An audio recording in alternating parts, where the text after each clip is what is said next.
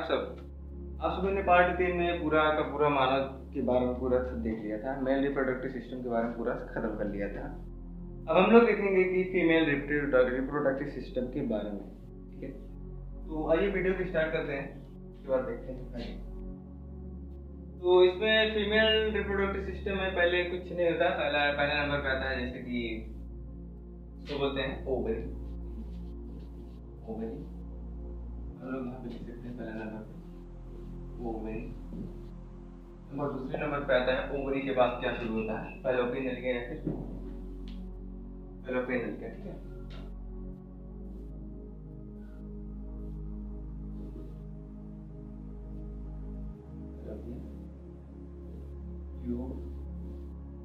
ठीक है, या फिर इसको ओवरी डक्ट भी बोलते हैं, ओवी डक्ट। ठीक है, दो नामों से जानते हैं, इसको हिंदी में कहते हैं पराग नलिका। समझ में? नंबर थर्ड वाले पोजीशन पे आता है आपका कि उसके बाद क्या शुरू होता है, यूटेरस, गर्भाशय शुरू होता है यूटेरस।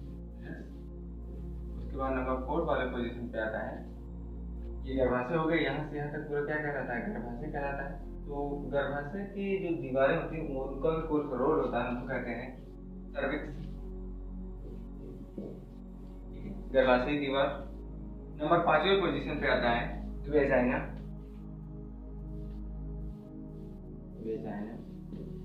उसके बाद नंबर छठे पोजीशन पे आता है वेजाइना के बाद शुरू होता है एक्सटर्नल जेनाइटलिया, या पढ़ लेंगे इसको एक्सटर्नल जेनाइटलिया।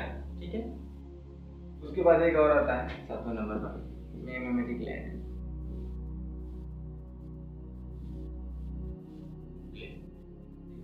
इसको बाह्य जननेंद्रियां भी कहते हैं, ठीक है, हिंदी में। और इसको मेमेटिक ग्लैंड को दुग्ध ग्रंथियां भी कहते हैं, समझ में आया, स्तन ग्रंथियां कहते हैं। तो यहाँ तक क्लियर। अब हम लोग इसके बारे में थोड़ा देख लेते हैं, ये क्या चीज है। तो इसको ना कहते हैं ओवरी, ये पेयर में पाई जाती है, एक इधर एक इधर। ठीक है, यहाँ पर हम लिख सकते हैं पेयर ऑफ ओवरी। यहाँ पर भी इसको कहते हैं ओविडक्ट या फिर फैलोपियन नलिका, फैलोपियन ट्यूब। उसके बाद शुरू होता है यहाँ से यहाँ तक पूरा क्या होता है, ये इसको कहते हैं यूटेरस। उसके बाद यूटेरस के बाद ये यहाँ पे देखिए, यूटेरस की दीवारें जो होती हैं उनको भी कुछ कहा जाता है, सर्विक्स कहा जाता है। तो लेकिन ये 3 परतों में विभक्त होती हैं। कितनी परतें होती हैं गर्भाशय की? तो 3 परतें होती हैं। यूटेरस की 3 परतें होती हैं, जैसे मान लो हम बना दे रहे हैं वैसे ही। तो अंदर वाली को कहते हैं एंडोमेट्रियम। क्या कहते हैं? एंडोमेट्रियम। ठीक है, नंबर दूसरे वाले पोजीशन पे जो है उसको कहते हैं, दूसरे वाले पोजीशन है उसको कहते हैं मायोमेट्रियम। मायोमेट्रियम।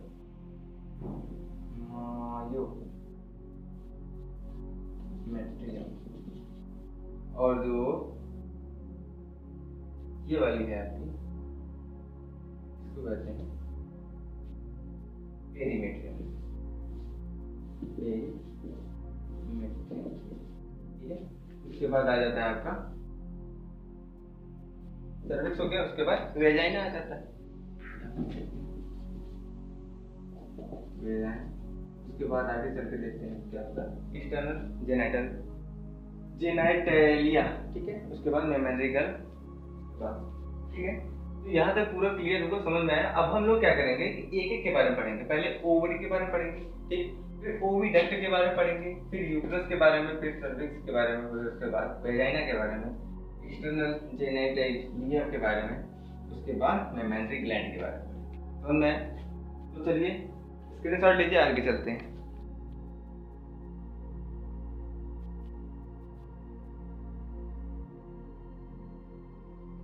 आगे देखते हैं।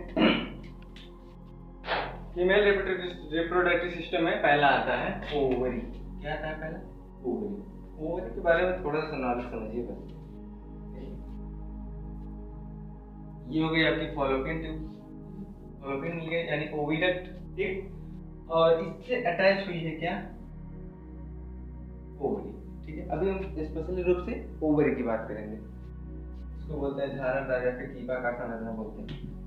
तो देखिए अभी हम ओवरी की बात कर रहे हैं। तो ओवरी की संरचना कुछ इस प्रकार से होती है, यानी कि ऊपरी वाली लेयर कहलाती है, इसको हम दिखा देते हैं। इसको कहते हैं जर्मिनल एपिथेलियम। क्या कहते हैं? जर्मिनल,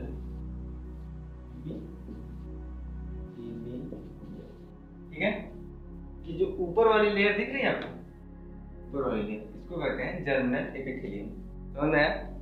नंबर दूसरी वाली लेयर जो देखिए अंदर वाली लेयर है, देखिए हमने थोड़ा सा मोड़ दिया है यहाँ पे, अंदर वाली लेयर, इस वाली लेयर को कहते हैं ट्यूनिका एल्बुजिनिया।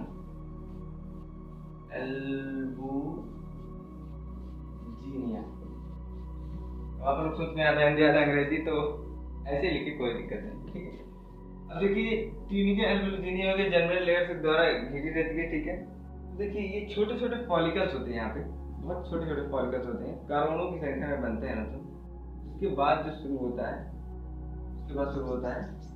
और लेकिन को हम कह सकते हैं 1 डिग्री फॉलिकल, 1 डिग्री फॉलिकल का मतलब प्राइमरी फॉलिकल, समझ में।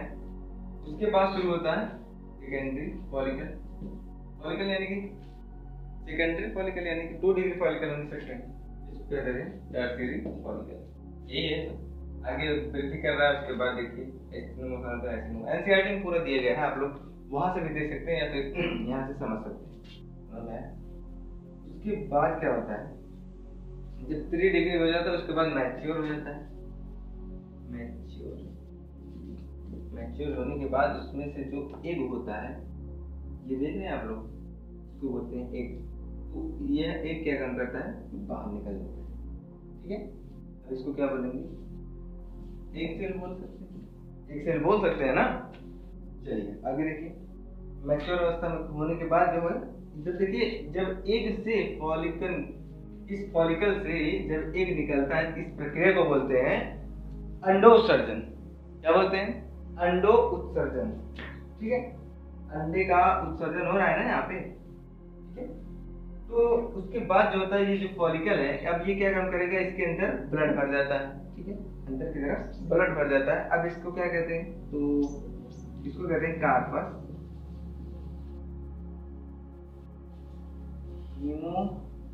हीमोरैजिकस।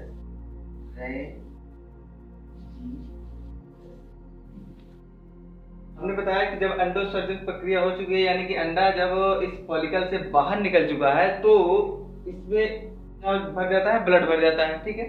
ब्लड को हमारे पास लाल रंग नहीं था तो हमने थोड़ा सा बैगनी बना दिया। तो क्या हुआ, ब्लड भर गया। अब इसको क्या कहेंगे, कार्पस हीमोरैजिकस कहेंगे, ठीक है। अब ये क्या काम करेगा, अब धीरे धीरे सिकुड़ना स्टार्ट होगा। अब इस संरचना को क्या कहा जाता है, अब इसका संरचना कहा जाता है कार्पस ल्यूटियम, ठीक है। अगली सीखते हैं कार्पस ल्यूटियम, ये सॉरी कार्पस ल्यूटियम। अब देखिए ये जब धीरे धीरे क्या होगा, नष्ट होने लगेगा। अब इस संरचना को कुछ और कहते हैं, जिसे इसको कहते हैं कार्पस एल्बिकेंस। क्या कहते हैं, कार्पस एल्बिकेंस, ठीक है। समझ में आया क्या होता है? शुरू में विभिन्न प्रकार के फॉलिकल्स बनते हैं, उसके बाद क्या होता है, प्राइमरी फॉलिकल्स बनता है, उसके बाद सेकेंडरी फॉलिकल्स बनता है, उसके बाद टर्शियरी फॉलिकल्स बनता है। फॉलिकल बनने के बाद मैच्योर होता है। मैच्योर होने में देखते हैं हम लोग कि इसके द्वारा जो अंडा होता है वो उसके बाद क्या होता है, बाहर निकल आता है। इस प्रक्रिया को अंडोत्सर्जन कहते हैं। उसके बाद क्या होता है, ये जो फॉलिकल है इसमें कुछ ब्लड नुमा संरचना में ब्लड भर जाता है। अब इसको क्या कहते हैं, कार्पस हीमोरैजिकस कहते हैं। अब यह धीरे धीरे सिकुड़ना स्टार्ट होगा, ठीक है, या फिर कहें कि थोड़ा सा और मैच्योर हो जाएगा, क्या होगा, कार्पस ल्यूटियम कहलाएगा। अब ये धीरे धीरे क्या होगा, नष्ट होना शुरू हो जाएगा, उसको कहते हैं कार्पस एल्बिकेंस। अब समझने वाला पॉइंट ये है कि ये देख रहे हैं कार्पस ल्यूटियम, कार्पस ल्यूटियम के द्वारा कुछ हार्मोन स्रावित होते हैं, ठीक, कुछ हार्मोन स्रावित होते हैं, जैसे प्रोजेस्टेरॉन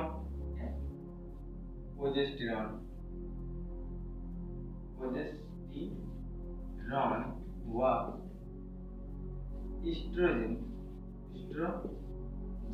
हार्मोन स्रावित होते हैं, जो क्या काम करते हैं, उसी अंडाणु को निकालने में या फिर और मैच्योर करने में हेल्प करते हैं। समझ में आया? पूछा जाता है कि ये जो आपका ओवरी है इसके द्वारा कौन सा हार्मोन स्रावित होता है, तो एस्ट्रोजन हार्मोन। ठीक है, यहाँ तक क्लियर। एक बार और देखिए कि यहाँ पे देखिए कुछ संरचना हमको देखने को मिल रही है। ठीक है, यहाँ पे कुछ संरचना देखने को मिल रही है ना। तो ये क्या होता है कि ये जो पूरा अंदर का पोर्शन देख रहे हैं, इन सबको छोड़िए, ये जो पूरा का पूरा अंदर का पोर्शन है, इस पोर्शन को कहा जाता है, ये जो पूरा भाग है, ठीक है, पूरा भाग, ठीक है, पूरा का पूरा ये अंदर पूरा अंदर वाला मटेरियल मिलकर ओवरी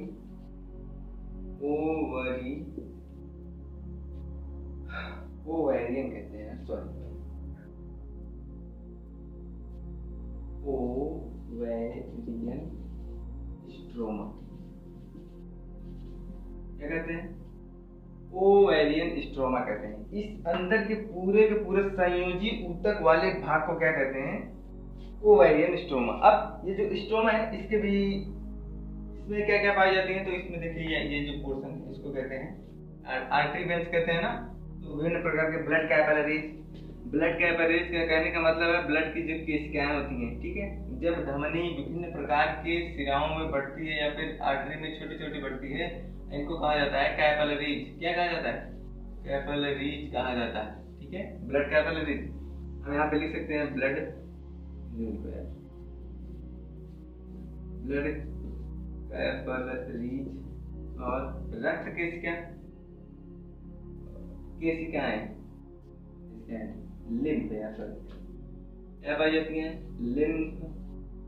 ठीक है, और पाई जाती है जैसे कि नर्व फाइबर यानी नर्व, और पाई जाती है जैसे कोलेजन,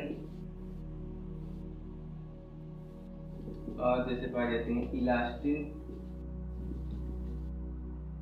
ठीक है, ये सब पाई जाती है। किसमें पाई जाती है पूछा जाता है, तो ये जो देख रहे हैं ओवेरियन स्ट्रोमा। ठीक है, अब जो ये ओवेरियन स्ट्रोमा है इसके क्या होते हैं? दो भाग होते हैं। पहली बात जो बाहरी, देखिए जो ओवेरियन स्ट्रोमा है पूरा ऊतकी भाग है, बाहरी भाग कहलाता है कॉर्टेक्स, अंदर वाला पोर्शन क्या कहलाता है? मेडुला कहलाता है। इसके दो भाग होते हैं, तो कहते हैं कॉर्टेक्स, दूसरा मेडुला। मेडुला समझ में? ये सारी प्रक्रियाएं मेडुला में होती हैं, और जो रक्त केशिका वगैरह होती हैं, ठीक है, जो रक्त को ले आने का वो फिर ले जाने का काम करती हैं, और जो इसमें नर्व पाए जाते हैं, कोलेजन पाया जाता है, इलास्टिन पाया जाता है, वो मेडुला वाले पोर्शन में होती है। समझ में आया? पूरा समझ में आया? तो इसको लिखना कैसे है ना, तो ऐसे लिखेंगे जो कह रहे हैं सर, तो लिखिएगा ओवरी मादा का प्राथमिक लैंगिक अंग होता है। प्राथमिक लैंगिक अंग समझते हैं ना, जिसमें युग्मक का निर्माण होता है। युग्मक का निर्माण जिसमें होता है उसको क्या कहते हैं? प्राथमिक लैंगिक अंग कहते हैं। ठीक है, लिखिएगा ओवरी प्राथमिक लैंगिक अंग होता है, क्योंकि इसमें स्टेरॉइड हार्मोन स्रावित होते हैं। स्टेरॉइड हार्मोन की वजह से एस्ट्रोजन हार्मोन स्रावित होता है ना, फीमेल हार्मोन से ही तो है।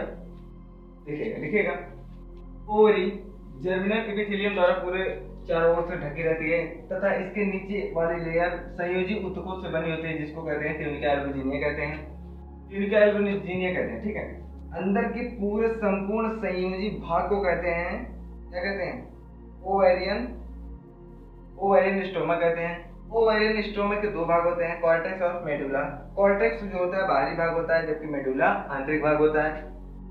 देखिएगा स्ट्रोमा में विभिन्न प्रकार के ब्लड कैपिलरीज व लिम्फ, नर्व फाइबर और कोलेजन और इलास्टिन पाए जाते हैं।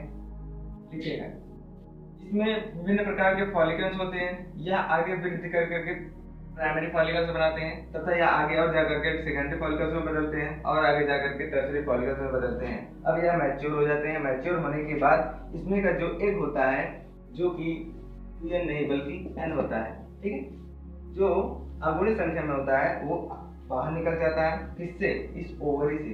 किसमें जाता है? इस फॉलोपियन ओविडक्ट में, ओविडक्ट फॉलोपियन ट्यूब में ना। यह अंडा फॉलोपियन ट्यूब में चला जाता है। अब देखिए इस अंडे का फॉलिकल से बाहर निकाला अंडो उत्सर्जन प्रक्रिया कहलाती है। अब जो फॉलिकल होता है इसमें कुछ ब्लड भर जाते हैं जिसको हम कार्पल हीमोरैजिकस कहते हैं। अब यह धीरे धीरे मैच्योर अवस्था या फिर सिकुड़ने वाली अवस्था में आने लगता है जिसको हम कार्पस ल्यूटेरियम कहते हैं।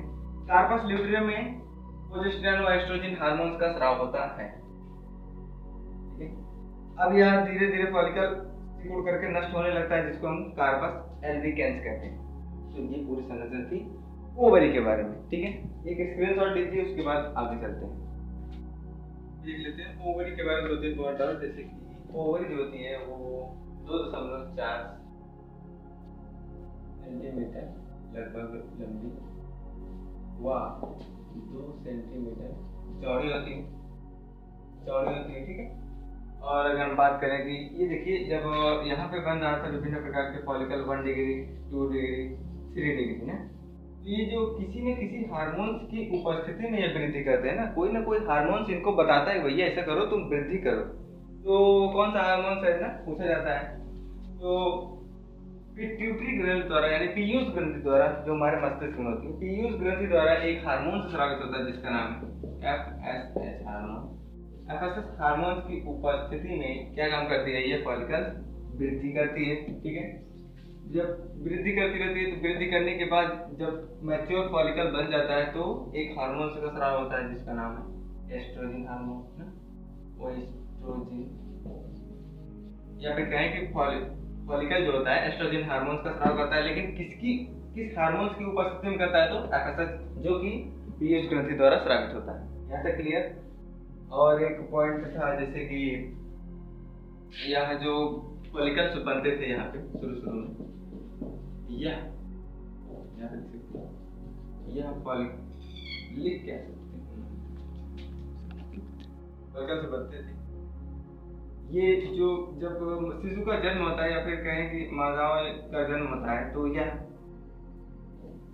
60 से 80 हजार की संख्या में पाई जाती है। क्या पाई जाती है, यही जो फॉलिकल ऐसे तो बना था ना पहले, यहाँ पे जो शुरू में फॉलिकल से बन रहे थे, ये जो जन्म होता है तब 60 से 80 हजार तक पाई जाती हैं। लेकिन जब किशोरावस्था आती है यानी मैच्योर होते हैं, मनुष्य एडल्ट हो जाते हैं, बच्चा 15 साल तक क्रॉस कर जाते हैं, तब क्या होता है, तब यह 500 से 600 तक फॉलिकल्स ही बचते हैं।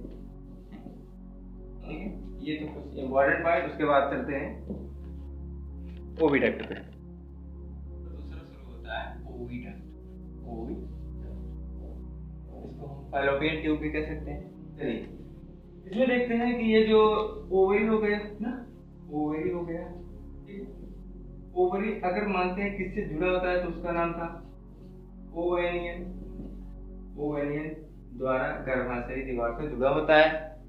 और अगर हम बात करें कि ये जो यहाँ पे देख रहे हैं ओवरी के पीछे कुछ मांसल नुमा ऐसी संरचनाएं होती हैं जिससे क्या होता है, चिपका रहता है।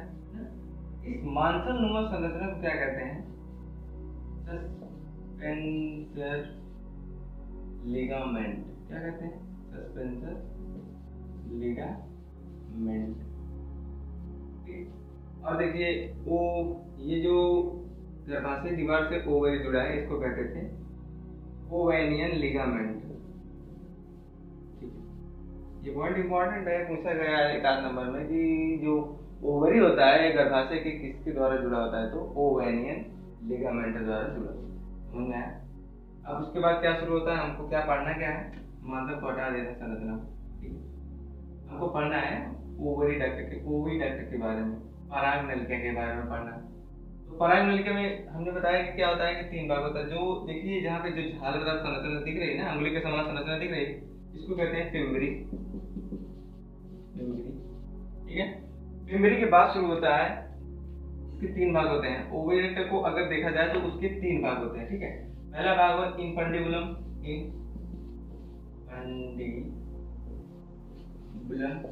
ठीक है, अब हम इसको हटा दे रहे हैं क्योंकि वो त्रोणी भाग वाला क्षेत्र था जहाँ पे मांसल नुमा संरचनाएं थी। ठीक है, इसको मिटा रहे हैं। और देखिए जो बीच वाला भाग होता है उसको कहा जाता है एम्पुला भाग। क्या कहा जाता है? एम्पुला। ये थोड़ा सा इंपॉर्टेंट है, अभी बताएंगे। उसके बाद जो लास्ट वाला पोर्शन है जो गर्भाशय में खुलता है उसको कहा जाता है इस्थमस। क्या कहा जाता है? इस्थमस कहा जाता है। ठीक है, यहाँ पे इस्थमस की स्पेलिंग में ISH, इस्थमस। ठीक है, हमने बताया क्या कि जो परागनलिका होती है, परागनलिका का जो मुख होता है जिससे जो ओवरी से अटैच होता है उसको कहा जाता है फिम्ब्रिज। उसके बाद परागनलिका के 3 भाग होते हैं, पहला इन्फंटिबुलम, दूसरा एम्पुला, नंबर तीसरा इस्थियम। ठीक है, जो एम्पुला भाग होता है इसमें क्या होता है, जब मान लीजिए यहाँ से जो हमारा अंडा था, ठीक है, अंडा क्या हुआ, आगे की ओर बढ़ा, ये फिब्रिल द्वारा खींच लिया जाता है। चलिए भाई, फिब्रिल द्वारा खींच लिया गया अंडा। अब अंडा कहाँ पहुंच गया है? ओविडक्ट में पहुंच गया है। ठीक है, अब धीरे धीरे इन्फंटिबुलम वाले भाग में पहुंचेगा। ठीक है, इन्फंटिबुलम भाग। अच्छा, एक बात और कि ये जो पराग नलिका देख रहे हैं, पराग नलिका जो बोल सकते हैं, फॉलोपियन ट्यूब देख रहे हैं, ओविडक्ट जो देख रहे हैं, इसमें छोटे छोटे, अगर हम इसकी काट की संरचना देखें ना, इसमें छोटे छोटे क्या पाए जाते हैं? रोग पाए जाते हैं, सीलिया जिसको बोलते हैं। ठीक है, सीलिएटेड ट्यूबुल जिसको बोलते हैं। तो सीलिया क्या काम करते हैं? ऐसे से लगातार मूवमेंट करते हैं, ऐसे से क्या करते हैं? मूवमेंट करते हैं। अब ये मूवमेंट क्यों करते हैं? क्योंकि जो अंडा आया है इसको आगे धकेलने का कार्य करते हैं। ठीक है, गर्भाशय या फिर एम्पुला भाग की तरफ धकेलने का कार्य करते हैं। कौन करता है? यही सीलिया करते हैं। ठीक है, जो इस पराग नलिका में पाए जाते हैं जो रोमे, जिनको कहा जाता है पश्चिमा, हिंदी में कहा जाता है, लेकिन अंग्रेजी में सीलिया कहा जाता है। तो सीलिया पाया जाता है जिसके गति के कारण यह अंडा आगे की ओर बढ़ता है। अब अंडा आगे की ओर बढ़ रहा है, अब एम्पुला भाग पहुंचा। एम्पुला और इस्थीसियम के बीच वाले भाग को, जहाँ पे फर्टिलाइजेशन होता है, इधर से क्या आता है? मेल का शुक्राणु आता है ना, शुक्राणु आता है ऐसे। तो यहाँ पे जहाँ पे ये दोनों फर्टिलाइजेशन करते हैं, मिलते हैं, उस वाले भाग को कहा जाता है एम्पुलरी इस्थीसियम जंक्शन। क्या कहा जाता है? Ampullary isthmus junction. ठीक है, यहाँ तक क्लियर? बस इसके बारे में इतना ही इम्पोर्टेंट पॉइंट था। एक स्क्रीनशॉट लीजिए, लिखवाते हैं, हम लोग लिख लेते हैं, जल्दी से लिखिएगा। ओवरी के अगला वाला भाग फैलोपियन ट्यूब या फिर ओविडक्ट कहलाता है। ओविडक्ट में 3 प्रकार की रचना देखने को मिलती है, या फिर ओविडक्ट के 3 भाग होते हैं, पहला इन्फंटिबुलम, एम्पुला और इस्थमस। ओवरी और फैलोपियन ट्यूब का वह पार्ट में लिखेगा फिम्बरी अंडाणु को अवशोषित करने का कार्य करती है, जिसके कारण अंडाणु फैलोपियन ट्यूब में चला आता है, ओविडक्ट में चला आता है। ओविडक्ट के 3 भाग होते हैं, इन्फंटिबुलम, यह जब अंडाणु इन्फंटिबुलम में पहुंचता है, इसमें सीलियरी मूवमेंट थोड़ा सा और तेज होने लगता है, जिसके कारण यह एम्पुला वाले भाग में पहुंचता है। एम्पुला और इस्थमस के बीच का भाग एम्पुलरी इस्थमस जंक्शन कहलाता है, जहाँ पे अंडाणु और शुक्राणु का मिलन होता है, जिसे हम फर्टिलाइजेशन कहते हैं, निषेचन कहते हैं। समझ में है? तो बस ओविडक्ट के बारे में इतना ही इंपॉर्टेंट पॉइंट था। अगला हम नंबर 3 वाला पढ़ेंगे, यूटेरस के बारे में। नंबर 3 है यूटेरस। तो आज का वीडियो यहीं तक हो पाएगा। धन्यवाद, उम्मीद है समझ में आया होगा।